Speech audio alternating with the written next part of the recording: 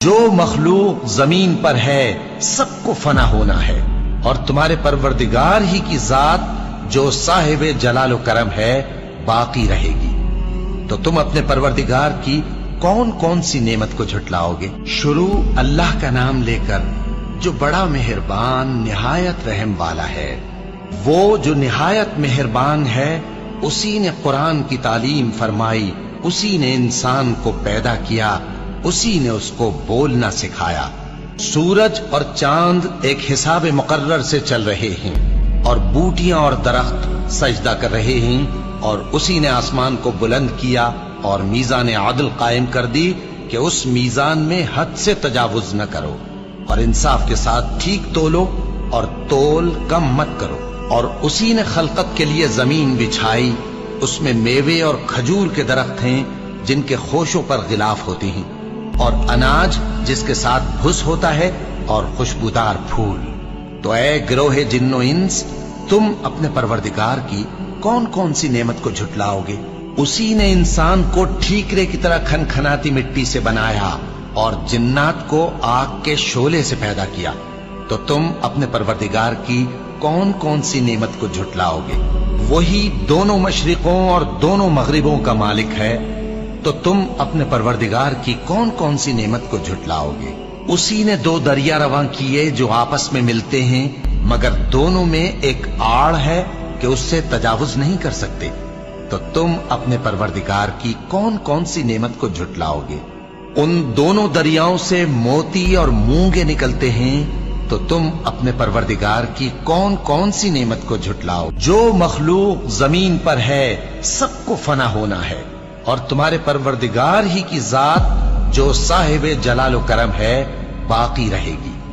تو تم اپنے پروردگار کی کون کون سی نعمت کو جھٹلاؤ گے؟ آسمان اور زمین میں جتنے لوگ ہیں سب اسی سے مانگتے ہیں، وہ ہر روز کسی نہ کسی کام میں ہوتا ہے۔ تو تم اپنے پروردگار کی کون کون سی نعمت کو جھٹلاؤ گے؟ اے دونوں جماعتوں، ہم ان قریب تمہاری طرف متوجہ ہوتے ہیں، تو تم اپنے پروردگار کی کون کون سی نعمت کو جھٹلاؤ گے؟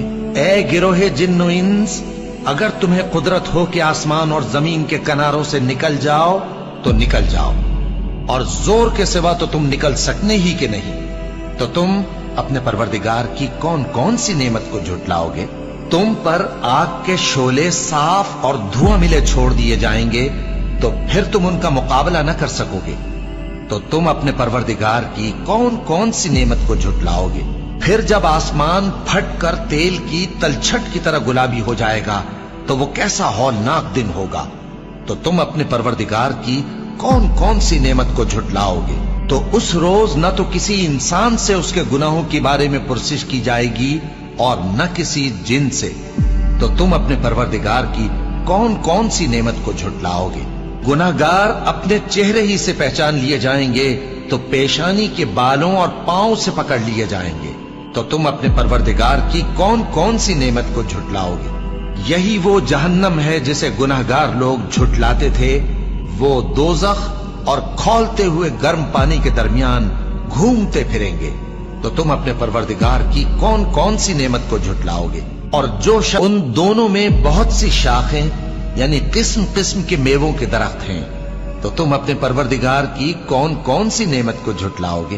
ان میں دو چشمے بہ رہے ہیں، تو تم اپنے پروردگار کی کون کون سی نعمت کو جھٹلاؤ گے؟ ان میں سب میوے دو دو قسم کے ہیں، تو تم اپنے پروردگار کی کون کون سی نعمت کو جھٹلاؤ گے؟ اہل جنت ایسے بچھونوں پر جن کے استر اطلس کے ہیں تکیہ لگائے ہوئے ہوں گے، اور دونوں باغوں کے میوے قریب جھک رہے ہیں، تو تم اپنے پروردگار کی کون کون سی نعمت کو جھٹلاؤ گے؟ ان میں نیچی نگاہ والی عورتیں ہیں جن کو اہل جنت سے پہلے نہ کسی انسان نے ہاتھ لگایا اور نہ کسی جن نے۔ تو تم اپنے پروردگار کی کون کون سی نعمت کو جھٹلاؤ گے؟ گویا وہ یاقوت اور مرجان ہیں، تو تم اپنے پروردگار کی کون کون سی نعمت کو جھٹلاؤ گے؟ نیکی کا بدلہ نیکی کے سوا کچھ نہیں ہے، تو تم اپنے پروردگار کی کون کون سی نعمت کو جھٹلاؤ گے؟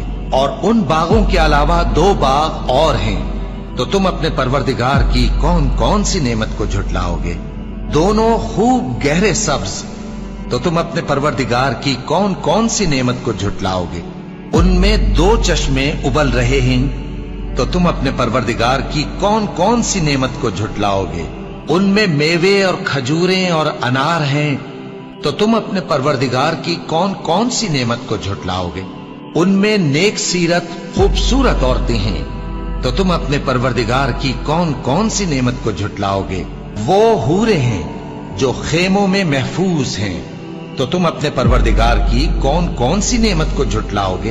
उनको अहले जन्नत से पहले न किसी इंसान ने हाथ लगाया और न किसी जिन ने, तो तुम अपने परवरदिगार की कौन कौन सी नेमत को झुटलाओगे। सब्ज कालीनों और नफीस मसनदों पर तकिए लगाए बैठे होंगे, तो तुम अपने परवरदिगार की कौन कौन सी नेमत को झुटलाओगे।